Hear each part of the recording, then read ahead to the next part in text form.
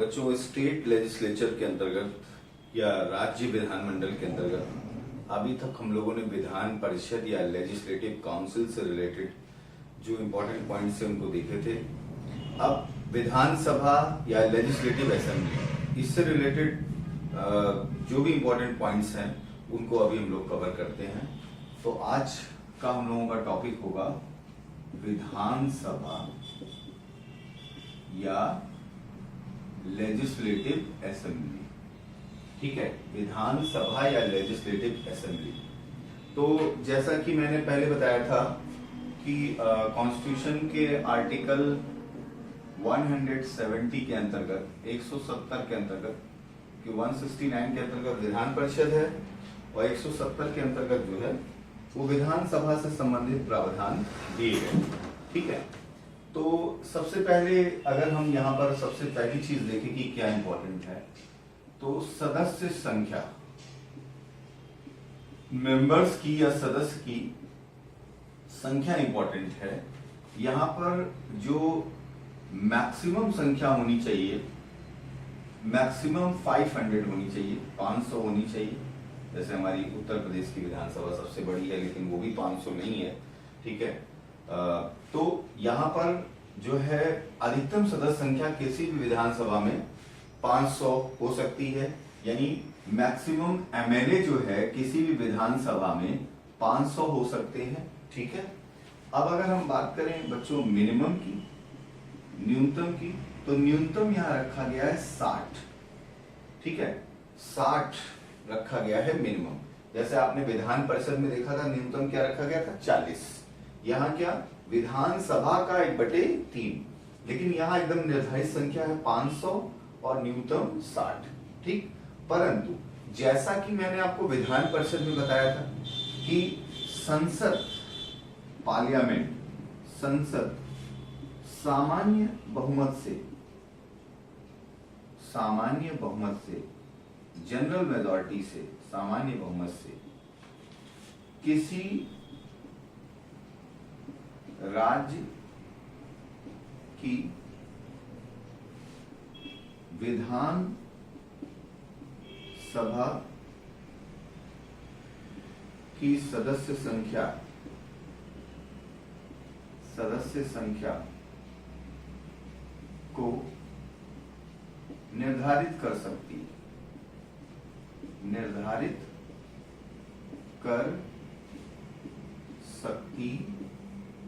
है। ठीक, इसका मतलब क्या हुआ कि किसी राज्य के संबंध में इस संख्या को जो है कहीं ना कहीं प्लस माइनस कर सकती है, घटा या बढ़ा सकती है। ठीक है, किसी भी राज्य के परिप्रेक्ष्य में अगर देखा जाए तो ऐसा वो कर सकती है। ठीक, अब जैसे फॉर एग्जांपल वर्तमान में अगर देखा जाए तो स्टेट आप देखिए गोवा, सिक्किम,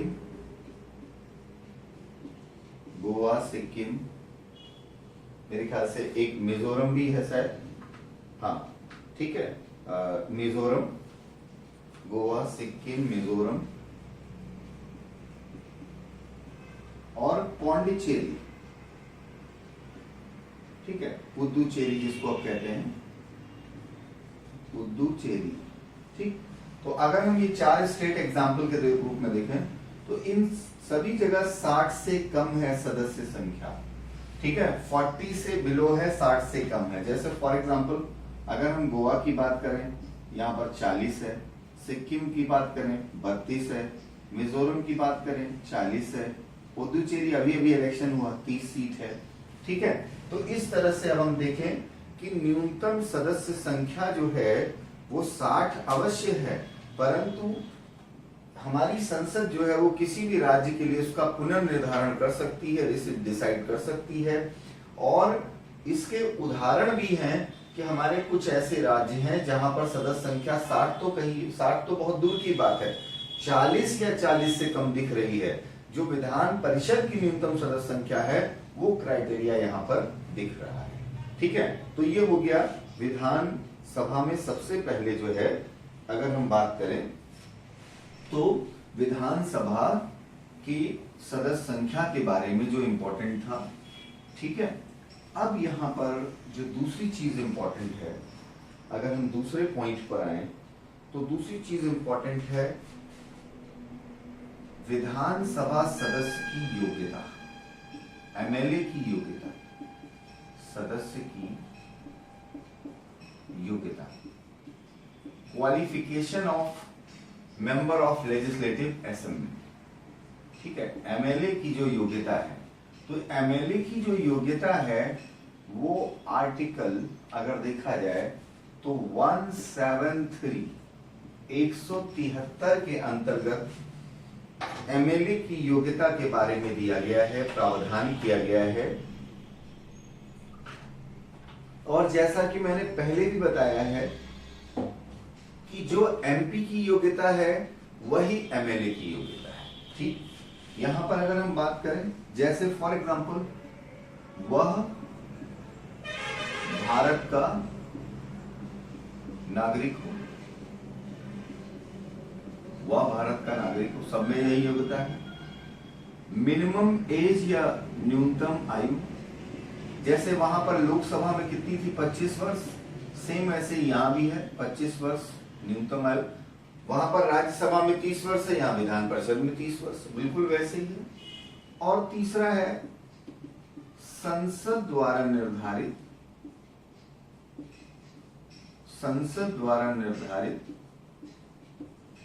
अन्य योग्यताएं, अदर क्वालिफिकेशन, अन्य योग्यताएं।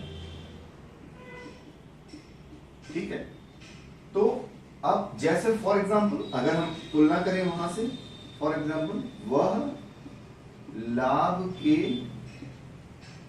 पद पर ना हो, ठीक है, ऑफिस ऑफ प्रॉफिट पे ना हो। तो एमपी की क्वालिफिकेशन के बारे में मैंने काफी कुछ बताया था एमपी वाले वीडियो लेक्चर में, और वहां पर यह बताया था कि वह लाभ के पद पर ना हो, वह उसे 2 वर्ष से अधिक की सजा ना प्राप्त हुई हो, ठीक है, वह पागल या दिवालिया ना हो। तो ऐसी सारी चीजें यहाँ पर भी वही चीजें हैं। ठीक है, उसी के अंतर्गत यहाँ पर भी वही सारी चीजें योग्यताओं के अंतर्गत रखी गई हैं। ठीक, अब यहाँ पर देखिए, आपको अगर आप देखिए लाभ के पद या ऑफिस ऑफ प्रॉफिट में मैंने एक्सप्लेन किया था और ये बताया था कि लाभ के पद की सूची का निर्धारण कौन करता है, या तो संसद करती है या राज्य विधानमंडल करती है। ठीक, लेकिन संसद जो है केवल एमपी के लिए लाभ के पद की सूची का निर्धारण कर सकती है, और राज्य विधानमंडल जो है वो एमएलए के लिए या एमएलसी के लिए, मतलब विधानमंडल सदस्यों के लिए लाभ के पद का निर्धारण कर सकती है। ठीक है, तो अब जैसे राज्य की जो सूची है लाभ के पद में, उसमें राज्य का जो मंत्री है वो लाभ का पद नहीं माना जाता है। ठीक है, तो इस तरह से वो निर्धारण कर सकती है। ठीक, तो ये qualification of member of legislative assembly बिल्कुल सेम वैसे ही है, कहीं कोई अंतर नहीं है। जो लोकसभा सदस्य की योग्यता है वही यहां पर भी है।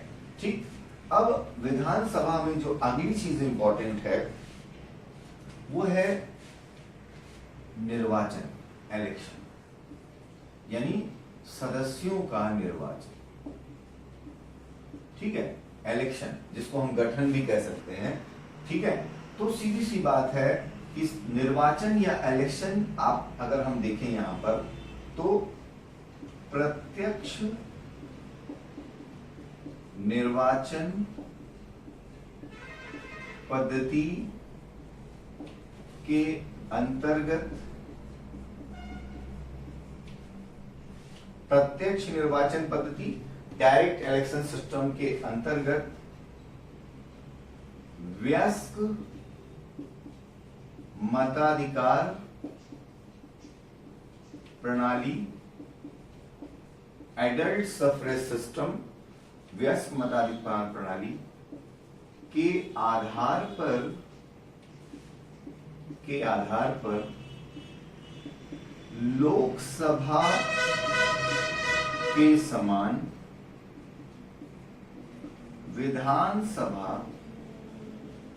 लेजिस्लेटिव असेंबली, विधानसभा सदस्यों यानी एमएलए का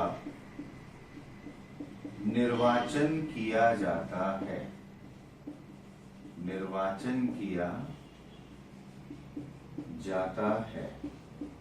ठीक, प्रत्यक्ष निर्वाचन प्रणाली डायरेक्ट इलेक्शन सिस्टम के अंतर्गत वयस्क मताधिकार प्रणाली है। 18 वर्ष से अधिक आयु का व्यक्ति इसमें मतदान का अधिकार रखता है के आधार पर लोकसभा के समान एज इक्विवेलेंट टू लोकसभा विधानसभा सदस्यों का निर्वाचन या विधानसभा मेंबर्स का इलेक्शन किया जाता है।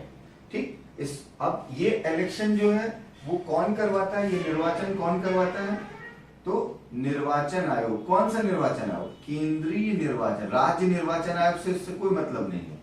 केंद्रीय निर्वाचन आयोग। ठीक है, अब जैसे अभी केंद्रीय निर्वाचन आयोग ने हाल ही में 5 राज्यों में चुनाव करवाए, पश्चिम बंगाल, तमिलनाडु, केरल, असम और पुदुचेरी। ठीक है, इन 5 राज्यों में अभी जो है किसने चुनाव करवाया? केंद्रीय निर्वाचन आयोग। और इसके लिए केंद्रीय निर्वाचन आयोग को ही मुख्य रूप से जिम्मेदार माना गया। सुप्रीम कोर्ट में, कई हाई कोर्ट में जो है, जब इसके इलेक्शन की इस पेंडेमिक पीरियड में इलेक्शन क्या जरूरी था, इलेक्शन कराना जरूरी था, तो उसके लिए किसको जिम्मेदार माना गया? सेंट्रल इलेक्शन कमीशन को जिम्मेदार माना गया। यहां तक कि एक हाईकोर्ट ने कहा कि इनके ऊपर तो हत्या का मुकदमा चलना चाहिए, हत्या का केस दर्ज होना चाहिए कि इतने महामारी के समय में ये इलेक्शन को पोस्टपोन नहीं कर सकते थे, इन्होंने उसमें भी संचालित किया। ठीक है, लेकिन अब ये भी आरोप लगे, क्यों संचालित किया? क्योंकि ये एजेंसी जो है, अगर देखा जाए आगे चलकर आप देखेंगे, आप पढ़ेंगे निर्वाचन आयोग के बारे में कि ये एक स्वायत्त निकाय है, एक ऑटोनोमस बॉडी है। ठीक है, लेकिन वर्तमान में जो है, जो दिख रहा है परिदृश्य जो है कि अब ये स्वायत्त निकाय नहीं रह गई है। कहीं ना कहीं रूलिंग पार्टीज का जो है इनके ऊपर इन्फ्लुएंस होता है, इनके ऊपर प्रभाव होता है, और यही कारण रहा कि इतने राज्यों में, इतने पेंडेमिक टाइम में जो है, पीरियड में जो है इलेक्शन कराए गए। और जिन राज्यों में इलेक्शन कराए गए हैं उन राज्यों ने पहले तो दूसरे राज्यों को जो है इनडायरेक्टली प्रभावित किया, अब वो खुद डायरेक्टली प्रभावित हैं। इस समय जो है इन सभी राज्यों में जो हालात हैं वो बहुत खराब है। ठीक है, तो ये इलेक्शन कमीशन पर निर्भर करता है, उसकी पावर में होता है उस समय जो है। और जब वो इलेक्शन कंडक्ट करते हैं, आपने देखा होगा, तो कोड ऑफ कंडक्ट या आचार संहिता लागू हो जाती है। उस स्टेट का पूरा सिस्टम, उसका प्रशासन किसके अंडर में आ जाता है? निर्वाचन आयोग के अंडर में आ जाता है। हम लोग इलेक्शन कमीशन के अंतर्गत जब जाएंगे तो और इनके जो फंक्शंस हैं या इनके कार्य हैं उनको हम लोग देखेंगे। ठीक है, तो ये हो गया इनका निर्वाचन। अब अगर हम बात करें इन सदस्यों के कार्यकाल की, अगर हम बात करें, ठीक है, सदस्यों का कार्यकाल, तो अगर ये कहा जाए कि विधानसभा सदस्य का कार्यकाल क्या होता है, तो कुछ नहीं होता है। अब आपको अजीब लग रहा होगा कि क्यों नहीं होता है, 5 वर्ष का कार्यकाल होता है? नहीं, 5 वर्ष का कार्यकाल नहीं होता है। 5 वर्ष का सदस्य का कार्यकाल नहीं है। 5 वर्ष किसका कार्यकाल है? सदन का कार्यकाल, सदन का कार्यकाल। तो हम यहां पर विधान परिषद, लेजिस्लेटिव काउंसिल के विपरीत, राज्यसभा के विपरीत, यहां पर किसका कार्यकाल कहेंगे? हाउस का, सदन का कार्यकाल क्या है? बैठक की प्रथम तिथि से, पहली तिथि से 5 वर्ष। ठीक, सदस्य का कार्यकाल नहीं है, ये सदन का कार्यकाल है। अभी उत्तर प्रदेश में भी उपचुनाव हुए, तो अगर कहीं भी उपचुनाव होगा, बाईपोल होगा, तो वो सदस्य सिर्फ 1 साल के लिए, 2022 में तो इलेक्शन होना है। ठीक है, तो ऐसे में अभी जिन विधायकों की यहां पर यूपी में कोरोना से डेथ हुई है, 2 विधायकों की डेथ हुई है, वहां पर उपचुनाव होंगे, कोई दूसरा विधायक चुना जाएगा, लेकिन उसका कार्यकाल कितना होगा? ज्यादा से ज्यादा 1 वर्ष 8 महीने, ठीक है। तो सेम ऐसे ही जो है किसी भी राज्य में, तो उसका जो कार्यकाल है वो किससे संबद्ध है? सदन से संबद्ध है। सदन के कार्यकाल से उसका कार्यकाल निर्धारित है, ठीक। अब जैसे इस कार्यकाल से पूर्व किसी एमएलए की सदस्यता, किसी एमएलए की सदस्यता निम्न कारणों से समाप्त हो सकती है, निम्न कारणों से समाप्त हो सकती है, ठीक। पहला, वह स्वयं त्यागपत्र दे दे, ठीक, वो खुद रिजाइन कर दे, त्यागपत्र दे दे वो, ठीक है, इस कारण से समाप्त हो जाएगा, वो त्यागपत्र दे दे। दूसरा, उसे अयोग्य घोषित कर दिया जाए,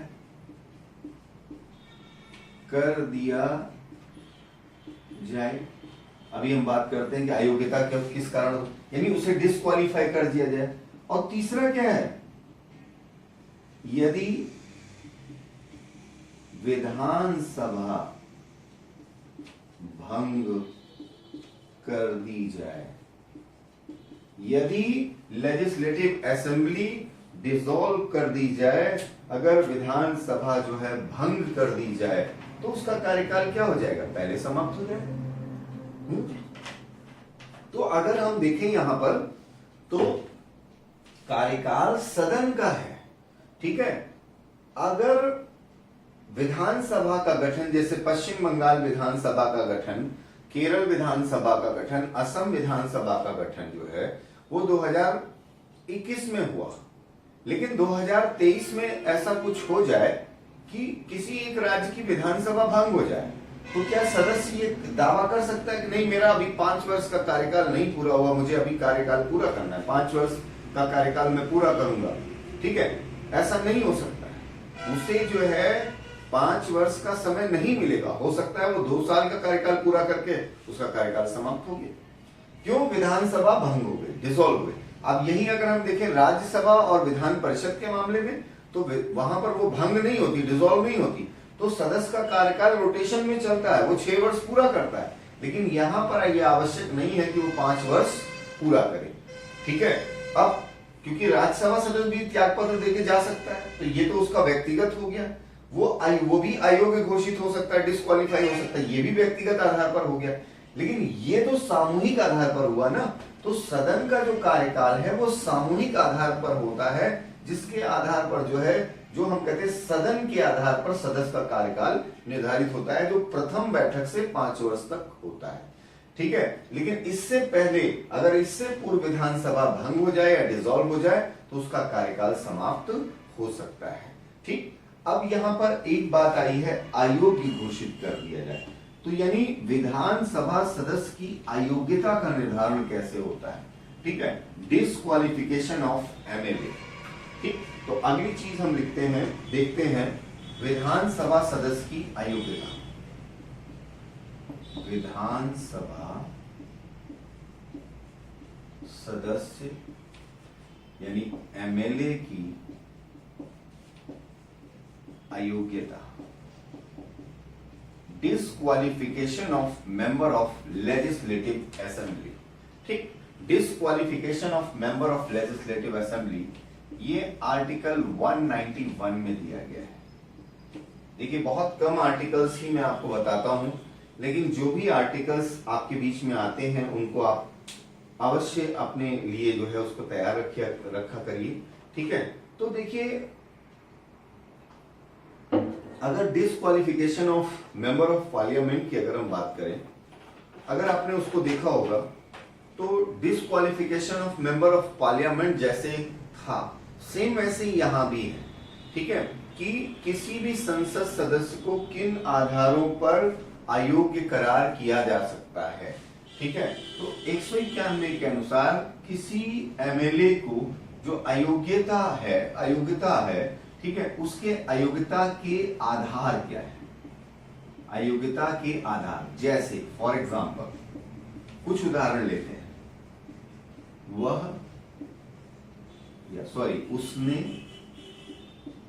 उसने लाभ का पद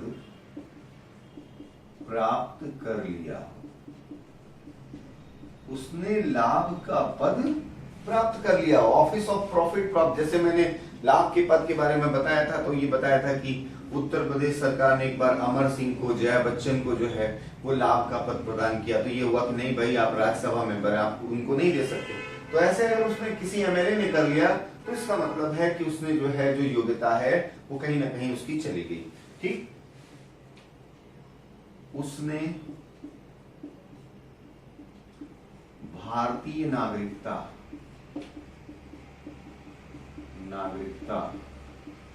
खो दी। यानी अब जैसे उसने किसी दूसरे देश की नागरिकता ले ली, ठीक है, वह पागल या दिवालिया हो गया, दिवालिया घोषित हो गया, डिक्लेयर हो गया, घोषित हो गया। ठीक, अब ये एग्जांपल मैं बता रहा हूं कि किसी भी सदस्य की अयोग्यता अंडर आर्टिकल 191 इस आधार पर हो सकती है कि वह लाभ के पद पर चला गया हो, उसने भारतीय नागरिकता खो दी हो, वह पागल या दिवालिया हो गया हो, उसने दल बदल किया, पार्टी चेंज किया, दल बदल कानून का उल्लंघन किया। ठीक है, उसने दल बदल कानून का उल्लंघन किया। ठीक, यदि ये आधार हैं, यदि इन आधारों पर, इन बेसिस पर कोई भी सदस्य जो है अयोग्य होता है, डिस्क्वालीफाई होता है, ठीक है, तो अयोग्यता का निर्धारण कौन करता है, डिसीजन या निर्धारण कौन करता है? तो अयोग्यता का निर्धारण जो है वो निर्वाचन आयोग की सलाह पर राज्यपाल करता है, राज्यपाल करता है। ठीक, पहला पॉइंट। दूसरा, दल बदल के आधार पर, दल बदल के आधार पर अयोग्यता का निर्धारण, दल बदल के आधार पर अयोग्यता का निर्धारण कौन करता है? स्पीकर करता है, विधानसभा अध्यक्ष स्पीकर करता है। ठीक है, दल बदल के आधार पर यदि अयोग्यता है तो उसका निर्धारण स्पीकर करता है। ठीक, तो अगर आपसे ये पूछा जाए कि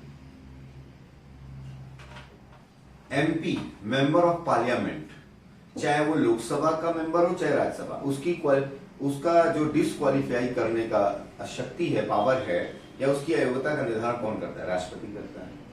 ठीक वैसे ही जो एमएलए है या एमएलसी है, उसकी अयोग्यता का निर्धारण, उसको डिस्क्वालीफाई कौन करता है? राज्यपाल। ठीक, अगर दल बदल के आधार पर अयोग्यता का निर्धारण करना हो तो कौन करता है? स्पीकर करता है। सेम ऐसे ही वहां भी था, सेम वही चीज यहां भी है। ठीक, तो स्पीकर वैसे का वैसा ही यहां पर भी इंपॉर्टेंट है। ठीक है, अब थोड़ी सी बात हम लोग विधानसभा अध्यक्ष या स्पीकर की कर लेते हैं। ठीक है, विधानसभा अध्यक्ष या स्पीकर। ठीक है, देखिए विधानसभा अध्यक्ष या स्पीकर में सबसे पहले जो है अगर हम देखें तो विधानसभा अध्यक्ष जो है वो सदस्यों के द्वारा या तो सर्वसम्मति से, जैसे लोकसभा में होता है, या तो सर्वसम्मति से, और या फिर जो है वो पूर्ण बहुमत से, मतलब जो भी मेजोरिटी चाहिए 1/2+1 उससे चुना जाता है। ठीक है, बिल्कुल लोकसभा स्पीकर। तो सबसे पहले अगर हम देखें तो इसका जो निर्वाचन है, इलेक्शन, ठीक है, वो किसके द्वारा है? विधानसभा सदस्यों द्वारा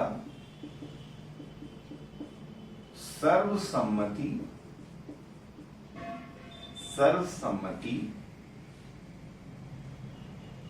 या सामान्य बहुमत 1/2+1 सामान्य बहुमत से। ठीक, तो निर्वाचन किसके द्वारा होता है? विधानसभा, सभी एमएलए, टोटल एमएलए, विधानसभा सदस्यों द्वारा सर्वसम्मति, सब लोग सहमत हो गए। ठीक है, अब जैसे पश्चिम बंगाल में विधानसभा का स्पीकर चुनना है तो भाई सीधी सी बात है, टीएमसी जिसको भी नाम आगे कर देगी तो कोई भी पार्टी अब उसके बाद जो है वो आगे नहीं आएगी कि भाई अब इनका ही स्पीकर चुना जाना है, सब लोग इनको सर्वसम्मति से चुन लो, इसमें कोई प्रॉब्लम नहीं है, क्योंकि और कोई ऑप्शन बनने का चांस नहीं है। तो निर्वाचन या चुनाव कराने का कोई मतलब नहीं होता है। ठीक है, तो विधानसभा सदस्यों द्वारा सबकी सहमति से या सामान्यतः जो स्पीकर होता है वो उसका जो निर्वाचन है वो जनरली जो है सर्वसम्मति से ही हो जाता है। ठीक है, सामान्य बहुमत की आवश्यकता जो है वो नहीं पड़ती है, लेकिन और जनरली क्यों? क्योंकि रूलिंग पार्टी जो भी होती है स्पीकर उसी का होता है।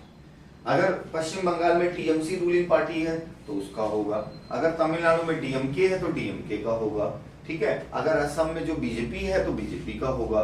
ठीक है, कहीं पर अगर मान लीजिए कि अलायंस की सरकार है तो हो सकता है कि मुख्यमंत्री जो है वो एक पार्टी का हो और जो स्पीकर है वो दूसरी पार्टी का हो, अगर वो दोनों मिलकर चुनाव लड़े, भले वो कम सीटें जीते हों। ठीक है, लेकिन वो आपसी समझौते के आधार पर होता है। ठीक, अब यहाँ पर एक चीज और मैं बता दूं, ये तो हुआ स्पीकर का। जैसे आपने देखा था लोकसभा में प्रोटेम स्पीकर होता है, ठीक उसी तरह से विधानसभा में भी प्रोटेम स्पीकर का प्रावधान है, काम चलाऊ अध्यक्ष या प्रोटेम स्पीकर का प्रावधान है, प्रोविजन है। ठीक, जैसे फॉर एग्जांपल अगर मान लीजिए कि अभी आप देखें कि जो है वो तमिलनाडु में सत्ता परिवर्तन हुआ, तो तमिलनाडु में जो है अगर डीएमके की को बहुमत मिला, अब वहां पे सपोज दैट मान लीजिए कि विधानसभा के जो पहले अध्यक्ष थे, पूर्व अध्यक्ष एआईडीएमके के, वो वहां पर नहीं आए। ठीक है, तो ऐसे में उनका कार्यकाल पहले ही समाप्त हो गया। अब विधानसभा की 2 या 3 दिन की जो कार्यवाही है उसको संचालित करने के लिए जो है वो किसको बुलाया जाएगा, किसको नियुक्त किया जाएगा? Pro tem speaker. तो जैसे लोकसभा में प्रोटेम स्पीकर की नियुक्ति जो है वो राष्ट्रपति करता है, उसी तरह से विधानसभा में कौन करेगा? राज्यपाल। ठीक है, तो यहां पर प्रोटेम स्पीकर के बारे में भी आपको बता दें। प्रोटेम स्पीकर, तो प्रोटेम स्पीकर विधानसभा के वरिष्ठतम सदस्य, सीनियर मोस्ट मेंबर, किसके आधार पर? कार्यकाल के आधार पर। वरिष्ठतम सदस्य को राज्यपाल द्वारा नियुक्त किया जाता है, अपॉइंट किया जाता है। ठीक है, प्रोटेम यानी कामचलाऊ अध्यक्ष जो होता है वो बिल्कुल वैसे ही जैसे लोकसभा में होता है कि सीनियर मोस्ट मेंबर, और सीनियरिटी का आधार क्या है?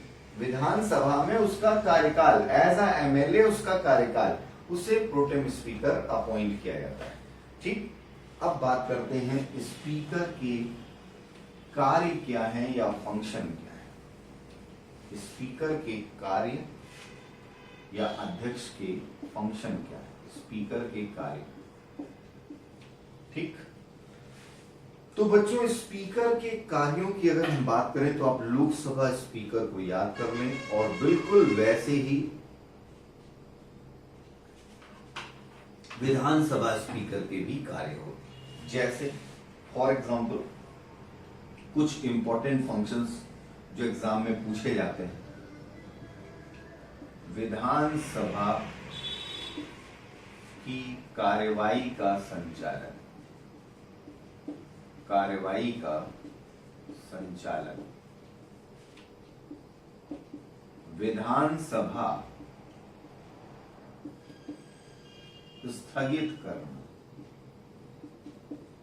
स्थगित करना। ठीक, बुलाने का काम कौन करता है? राज्यपाल। उसका समापन कौन करता है? राज्यपाल। ठीक है, सत्रावसान, एंड ऑफ सेशन। लेकिन विधानसभा आज दिन भर के लिए स्थगित, कल तक के लिए स्थगित, तो ये करेगा। ठीक है, विधानसभा बहुत इंपॉर्टेंट है। विधानसभा सचिवालय पर नियंत्रण, सचिवालय पर नियंत्रण। इसके बाद वो है धन विधेयक, राज्य का जो धन विधेयक है, धन विधेयक को प्रमाणित करना। ठीक है, धन विधेयक को प्रमाणित करना। ठीक, कास्टिंग वोट देना, कास्टिंग वोट, निर्णायक मत, कास्टिंग वोट देना, निर्णायक मत देना। और एक बहुत इंपॉर्टेंट, दल बदल, अभी आपने देखा भी था। ठीक है, दल बदल कानून के अंतर्गत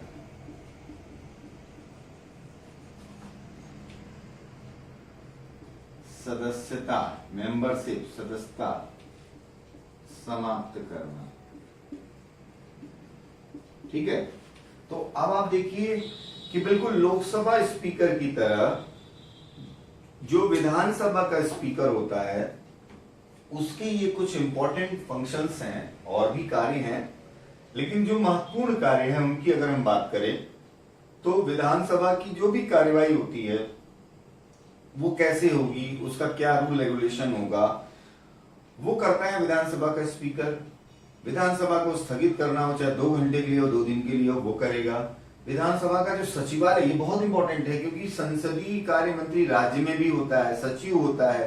तो जैसे कहते हैं विधानसभा सचिव, विधानसभा सचिवालय पर नियंत्रण करेगा, ऐसा नहीं। विधानसभा सचिवालय पर नियंत्रण कौन करेगा? स्पीकर करेगा। ये कहीं ना कहीं आपको थोड़ा ध्यान रखना होता है। धन विधेयक को प्रमाणित करना, मनी बिल, जैसे राष्ट्रपति जब किसी विधेयक को रख पाता है वहां पर मनी बिल को, तो वो प्रमाणित कौन करता है? सर्टिफाई कौन? लोकसभा का स्पीकर करता है। उसी तरह से स्टेट का कास्टिंग वोट बहुत इंपॉर्टेंट है। जब 2 पक्षों के बीच बराबर मतदान हो तो निर्णायक मत देता है, कास्टिंग वोट देता है। जब 2 पक्षों के बीच इक्वल वोटिंग, निर्णायक मत, तो वो कहीं ना कहीं कास्टिंग वोट देता है। ये बहुत ही इंपॉर्टेंट पॉइंट है। ठीक है, और अब जैसे सरकार के विरुद्ध अविश्वास प्रस्ताव आया, पक्ष और विपक्ष में बराबर वोटिंग हुई। उत्तर प्रदेश विधानसभा की बात करें, 400 विधायक हैं, 200-200 बराबर हो गए। मान लो बैठक में 400 उपस्थित हैं, 200-200 बराबर हो गए। ठीक है, तो ऐसे में अब कौन सत्ता में सबसे इंपॉर्टेंट होगा? स्पीकर। वो कास्टिंग वोट देगा, वो पक्ष को दे सकता है या विपक्ष को, इसको ऊपर होता है। ठीक है, दल बदल कानून के अंतर्गत सदस्यता को समाप्त करना। ठीक है, तो ये जो है बहुत ही इंपॉर्टेंट पॉइंट्स थे विधानसभा से रिलेटेड। अब इससे आगे हम लोग चलते हैं, इससे आगे जो चीजें इंपॉर्टेंट हैं उसको हम लोग देखते हैं कि इसमें और क्या चीजें इंपॉर्टेंट।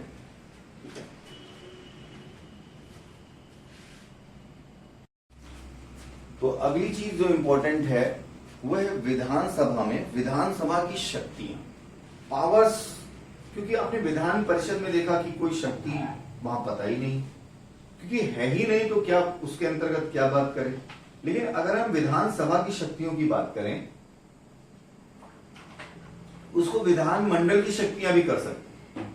ठीक है, क्यों? क्योंकि अगर जैसे अब राज्य सूची के विषय पर कानून बनाना है, तो जो विधान परिषद और विधानसभा अगर कहीं पर है तो दोनों मिलकर बनाते हैं। लेकिन अगर कहीं पर केवल, ज्यादातर राज्यों में केवल विधानसभा है तो वही बनाते हैं। ठीक है, तो हम एक रूप में विधानसभा की शक्तियों के अंतर्गत अगर हम बात करें, या इसी को हम जिन राज्यों में विधान परिषद भी है वहां पर विधानमंडल कर लेते हैं। ठीक है, विधान मंडल लेजिस्लेचर या लेजिस्लेटिव असेंबली की शक्तियां, ठीक है, विधानसभा या विधान मंडल की शक्तियां। ठीक, तो सबसे पहली शक्ति है विधि निर्माण, कानून निर्माण। ये पहली शक्ति है हमारी विधान मंडल जो है राज्य का, वो विधि निर्माण कर सकता है। कौन से विषयों पर? राज्य सूची के और समवर्ती सूची के विषयों पर विधि निर्माण कर सकता है। ठीक है, तो किस विषय पर? राज्य सूची, स्टेट लिस्ट व समवर्ती सूची, कंकरेंट लिस्ट, समवर्ती सूची के विषयों पर सामान्य बहुमत से, ये भी बहुत इंपॉर्टेंट है, सामान्य बहुमत से, जनरल मेजॉरिटी से विधि निर्माण कर सकती है। ठीक, राज्य सूची, स्टेट लिस्ट, अब यहां संघ सूची इनका है नहीं, वो किसका है? संसद का है। तो राज्य सूची या स्टेट लिस्ट और कंकरेंट लिस्ट या समवर्ती सूची के विषयों पर जनरल मेजॉरिटी से विधि का निर्माण कर सकती है, कानून का निर्माण कर सकती है। ठीक, अब यहां एक चीज और इंपॉर्टेंट है कि अगर समवर्ती सूची के विषय पर केंद्र और राज्य यानी दोनों ने कानून बनाया, समवर्ती सूची के विषय यानी जैसे शिक्षा, एजुकेशन विषय पर केंद्र व, या ऐसा लिख सकते हैं आप, पर यदि राज्य का कानून या राज्य की विधि, राज्य का कानून केंद्र के कानून का विरोध या उल्लंघन करता है,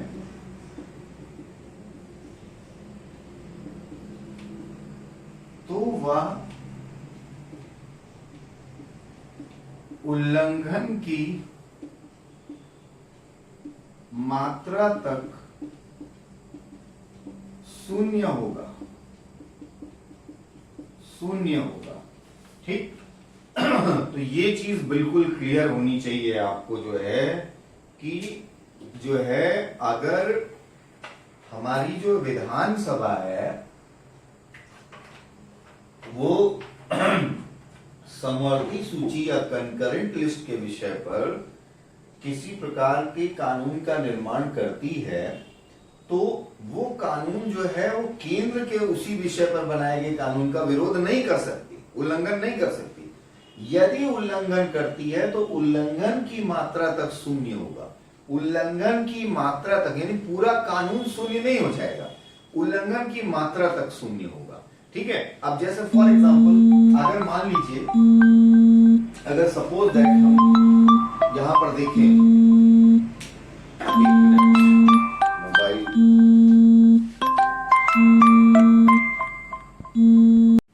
तो बच्चों रिकॉर्डिंग में थोड़ा डिस्टर्बेंस हो गया था।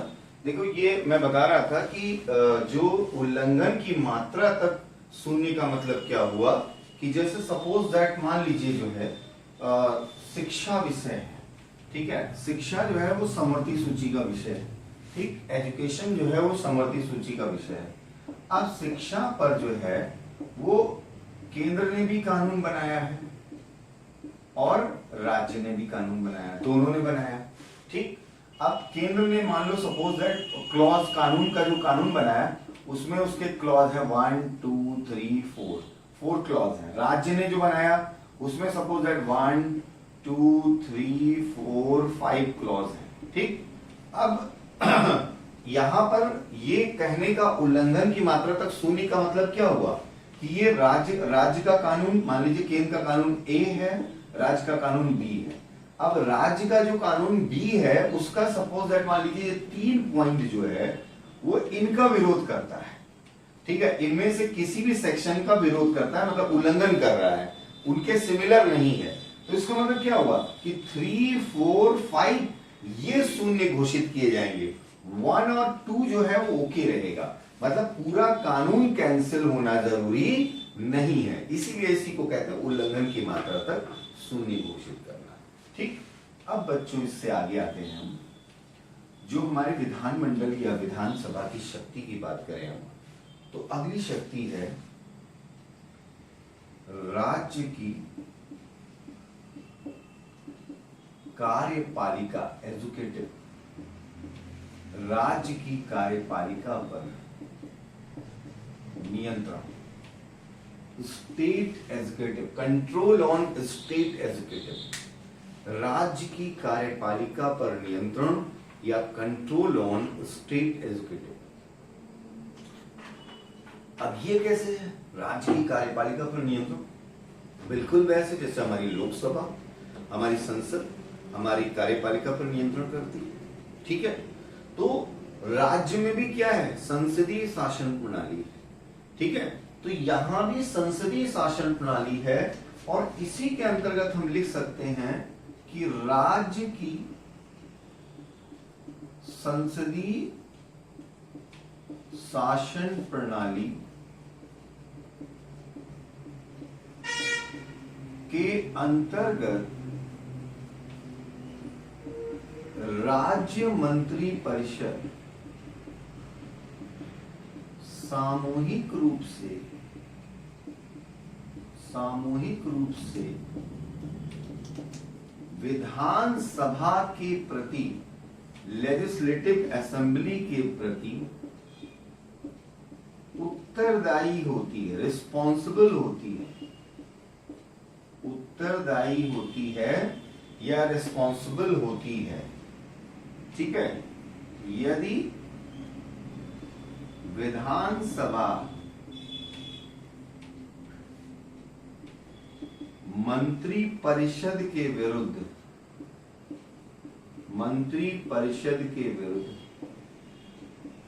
अविश्वास प्रस्ताव, नो कॉन्फिडेंस मोशन पारित कर दे तो मंत्री परिषद को त्यागपत्र देना होगा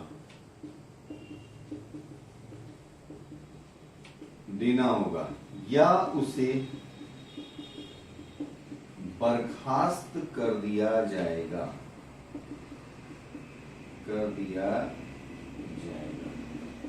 ठीक, तो ये बिल्कुल क्लियर यहां पर दिख रहा है कि जो है हमारी जो कार्यपालिका है, अर्थात जो हमारी मंत्री परिषद है, हमारी जो गवर्नमेंट है, जैसे उत्तर प्रदेश में कहें तो योगी गवर्नमेंट, योगी मंत्री परिषद जो है वो संसदीय शासन प्रणाली के अंतर्गत, स्टेट में भी पार्लियामेंट्री गवर्नमेंट सिस्टम कहा जाएगा, ये नहीं कहा जाएगा विधानमंडल शासन प्रणाली, ठीक है।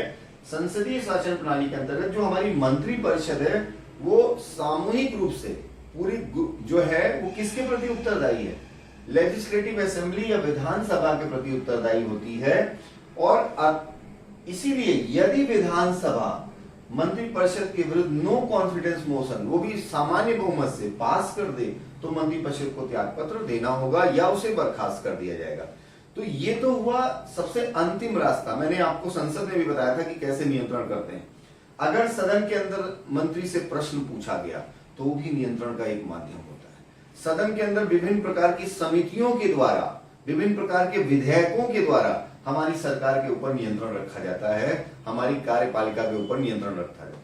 ये एडमिनिस्ट्रेटिव कंट्रोल होता है, ये प्रशासनिक नियंत्रण होता है, ठीक है। अब इसी तरह से जो है राज्य के धन पर या राज्य के वित्त पर नियंत्रण, जिसको फाइनेंशियल कंट्रोल कहते हैं, ठीक है, फाइनेंस कंट्रोल कहते हैं, राज्य के धन पर नियंत्रण,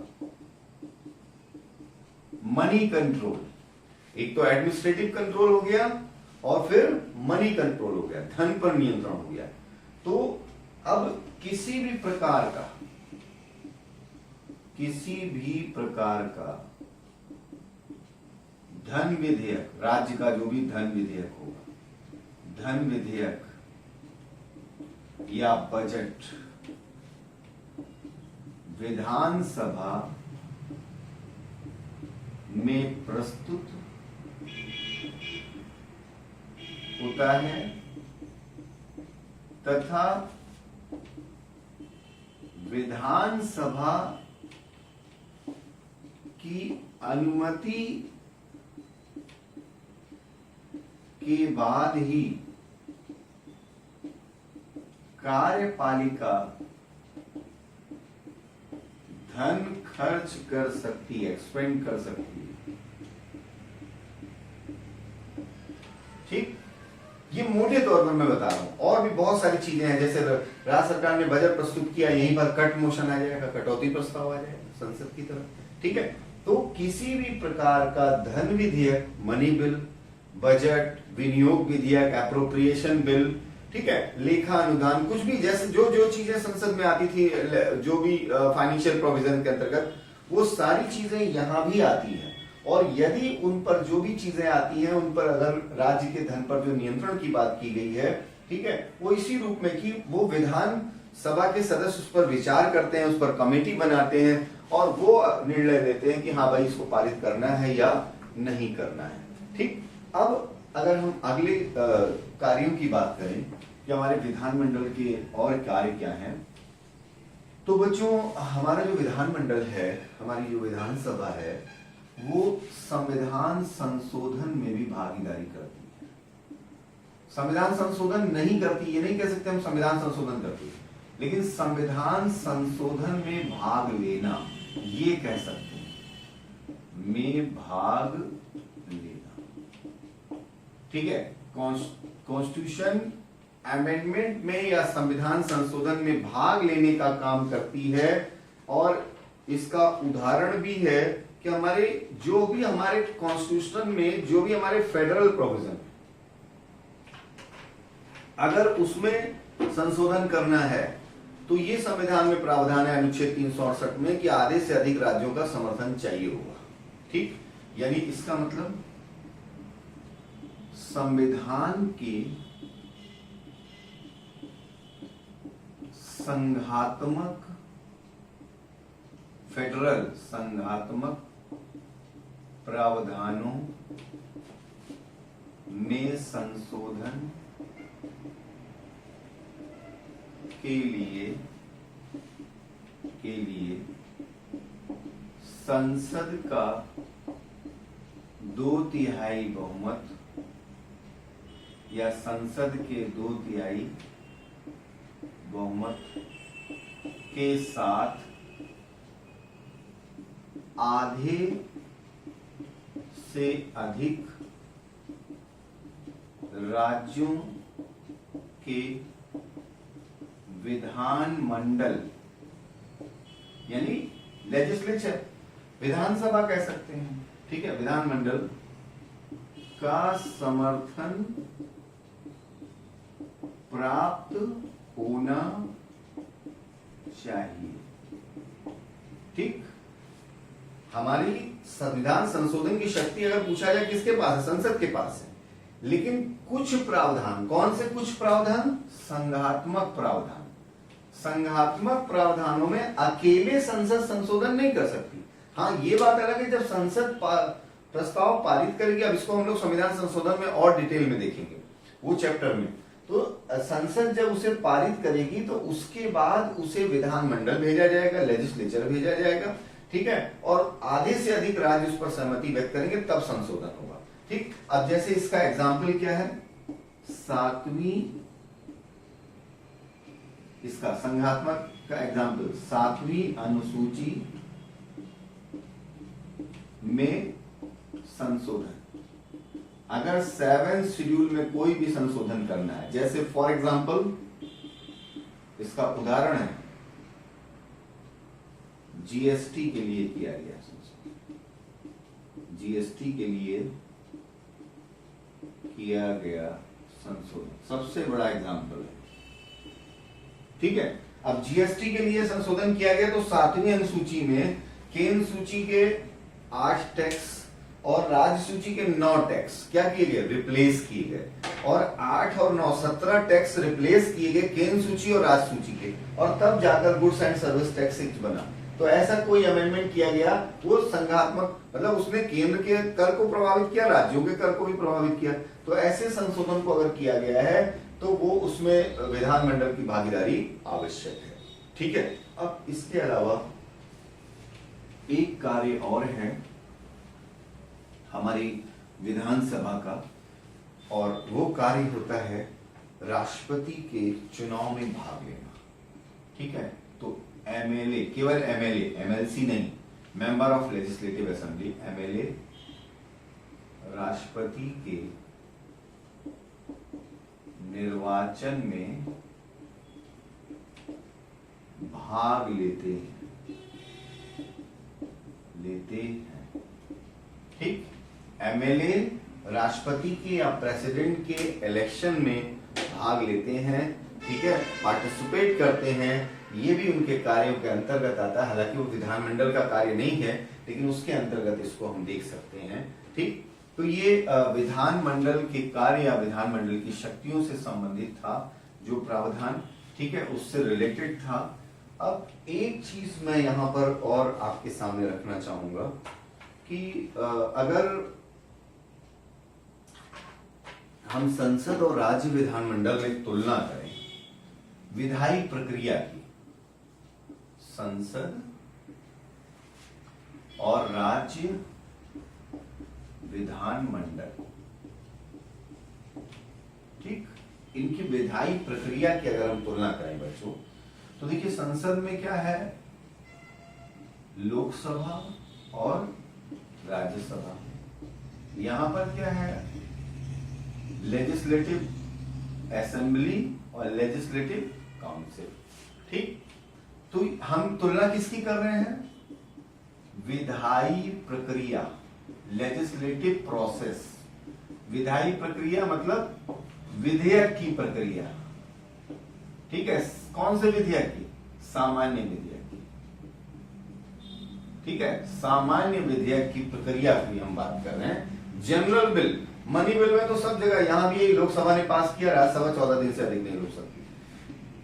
लेजिस्लेटिव असेंबली या विधानसभा ने पास किया, लेजिस्लेटिव काउंसिल या विधान परिषद 14 दिन से अधिक नहीं रोक सकती, वहां बिल्कुल क्लियर है। लेकिन सामान्य विधेयक में यहां पर एक अलग चीज है कि अगर कोई सामान्य विधेयक, अगर कोई जनरल बिल, सामान्य विधेयक लोकसभा पास करती है और राज्यसभा के पास भेजती है, ठीक, तो राज्यसभा उसे जो है वो विद इन 6 मंथ, 6 माह का समय मिलता है, एक ही जर्नी होती है, 6 महीने के अंदर या तो पारित करे या उसे वापस करे। ठीक, यानी 6 माह का समय राज्यसभा के पास यहां पर होता है, और उसके बाद जो है, उसके बाद फिर यहां पर उसने वापस भेजा। ठीक है, मान लो पारित नहीं किया, तो यहां पर संयुक्त बैठक का प्रावधान भी है। संयुक्त बैठक की जा सकती है, ज्वाइंट सिटिंग हो सकती है, यानी इसका प्रावधान है। ठीक।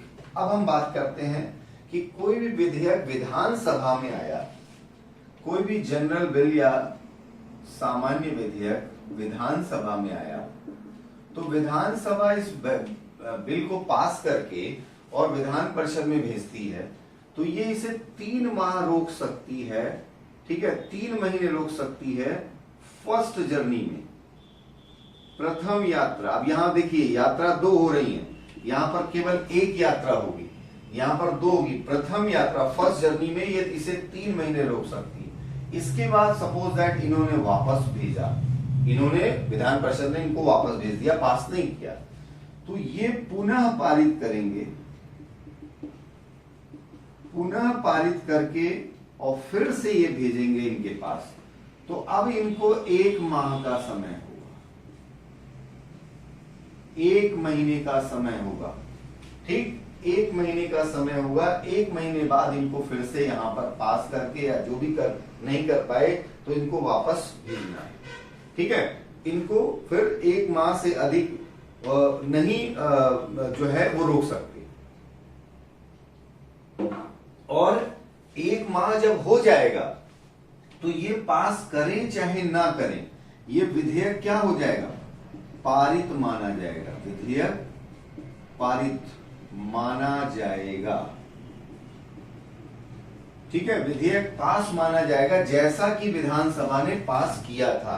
यानी यहां पर कोई भी संयुक्त बैठक नहीं हो सकती है, संयुक्त बैठक नहीं हो सकती है, यहां हो सकती है और यहां नहीं हो सकती है। ठीक है, तो ये तुलना मैं कर रहा था आपके सामने, एक कंपैरिजन के रूप में था कि जो है जो हमारी विधायी प्रक्रिया है, जो हमारी जनरल बिल की विधायी प्रक्रिया है बच्चों, उसमें संसद जो है उसमें लोकसभा में कोई विधेयक लाया जाता है, जनरल बिल सामान्यतः लोकसभा में नहीं आता है, लोकसभा पास करती है तो उसे कहां भेजा जाता है, राज्यसभा में। राज्यसभा जो है वो उस विधेयक को 6 महीने के अंदर पारित करके या ना करके, जो भी अस्वीकार करना हुआ, उसको 6 महीने का समय मिलता है, एक ही यात्रा होती है और 6 महीने का समय मिलता है। जबकि जब कोई विधेयक जब विधानसभा पास करती है तो विधान परिषद को पहली यात्रा में 3 महीने का समय मिलता है। अगर इसी में इन्होंने पास कर दिया तो कोई बात नहीं, पास हो गया कोई बात नहीं, लेकिन मान लो इन्होंने अस्वीकार कर दिया तो ये पास करके फिर दोबारा फिर भेजेंगे, तो दूसरी यात्रा जो होगी, ये दूसरी यात्रा में जो है 1 महीने का समय मिलता है। यानी अगर कहा जाए कि विधानमंडल में विधेयक को दूसरे सदन में जब भेजा जाता है तो टोटल कितना टाइम मिलता है, 4 महीने का, लेकिन वो 4 क्या है, 3+1, और उसके बाद विधेयक उसी रूप में पारित माना जाएगा जिस रूप में विधानसभा ने पास किया था। यहां ऐसा नहीं है, यहां अगर विधेयक यहां पास हो गया, यहां नहीं पास हो पाया तो कैंसिल, फिर नहीं होगा, फिर एक डिमांड क्या होगी, संयुक्त बैठक, जैसे पोटा के लिए हुई थी, बैंकिंग सुधार विधेयक के लिए हुई, दहेज निरोध विधेयक के लिए हुई थी। ठीक है, तो यहां ऐसा नहीं कि लोकसभा ने जो पास कर दिया वो पास, लेकिन यहां है कि विधानसभा ने अगर पास कर दिया दूसरी बार तो वो पास। ठीक है, तो एक प्रकार से इसीलिए मैंने शुरू में कहा था कि विधान परिषद को कोई शक्ति नहीं है, केवल वो लेट कर सकते हैं और कुछ नहीं कर सकते। तो किसी राज्य में विधान परिषद का कोई मतलब नहीं है, ये अननेसेसरी सरकार का खर्चा है, और इसीलिए ज्यादातर राज्यों ने अपने यहाँ विधान परिषद की कोई आवश्यकता नहीं समझी। पता नहीं क्यों विधान परिषद जैसी संस्था ही बनाई जाती है, इसकी कोई आवश्यकता नहीं है। ठीक है, तो इस रूप में जो है यहाँ पर ये चीज इंपॉर्टेंट था जो मैंने आपसे यहाँ पर तुलनात्मक रूप से आपको बताया। ठीक है, देखिए जैसे बच्चों हमारी संसदीय विशेषाधिकार होते हैं, संसद सदस्यों के विशेषाधिकार होते हैं किस अनुच्छेद के अंतर्गत, अनुच्छेद 105 के अंतर्गत, उसी तरह से विधानमंडल सदस्यों के भी विशेषाधिकार हैं। एक छोटे से पॉइंट के रूप में ऐसे ही बता दे रहा हूं मैं, 191 के अंतर्गत, 191 के अंतर्गत, सेम वैसे ही व्यक्तिगत विशेषाधिकार, सामूहिक विशेषाधिकार। व्यक्तिगत मतलब सदन में कही गई किसी बात के लिए उसको न्यायालय में उत्तरदायी नहीं ठहराया जाएगा, विधानसभा में कहे या विधान परिषद में कह रहा हूं। ठीक है, और सामूहिक विशेषाधिकार वही वैसे ही सदन के रूप में जैसे लोकसभा को प्राप्त है, राज्यसभा को प्राप्त है, वैसे का वैसा है। तो बस आप 105 की तुलना 105 में जो भी प्रोविजन है एमपी के लिए है, लोकसभा के लिए, राज्यसभा के लिए है, सेम वैसा ही 191 में जो प्रोविजन है वो एमएलए के लिए, एमएलसी के लिए, या फिर विधानसभा के लिए और विधान परिषद के लिए। ठीक है, तो स्टेट से रिलेटेड जितने भी इंपॉर्टेंट पॉइंट्स हो सकते थे उनको हम लोगों ने कवर किया। अब आगे आने वाले लेक्चर्स में जो भी इसके इंपॉर्टेंट सेक्शंस होंगे उनको हम लोग कवर अप करेंगे, और आप अपने को सेफ रखते हुए बच्चों अपनी तैयारी जारी रखिए। एग्जाम्स जो टल रहे हैं ये ध्यान रखना कि वो एग्जाम्स जब आपके सामने आएंगे तो आपको यही समय याद आएगा। इस समय अगर आपने अच्छे से अपनी तैयारी कर ली, अपनी पढ़ाई कर ली, तो उस समय आप अपने एग्जाम में अच्छी फाइट कर पाओगे, आप सफल हो पाओगे। लेकिन अगर अभी आपने लापरवाही करी तो फिर आने वाले समय में आप फिर जैसे जो है 2020 चला गया वैसे 2021 चला जाएगा और पता भी नहीं चलेगा। तो इसलिए कोई लापरवाही ना करिए। जैसे भी करके जितना भी हो सके अपना अधिकतम देने की कोशिश करिए, और हम लोग भी डे बाय डे प्रयास कर रहे हैं। जैसे जैसे स्थितियां सामान्य की ओर होंगी वैसे और प्रयास में वृद्धियां होती जाएंगी, ठीक है। और वही चीज आपकी तरफ से भी होना चाहिए। आपको जो भी कंटेंट प्रोवाइड हो रहे हैं सिर्फ आप उन पर एक्सरसाइज लगातार ईमानदारी से करते रहो, आप निश्चित सफलता की ओर चलोगे। थैंक यू बच्चों, थैंक यू।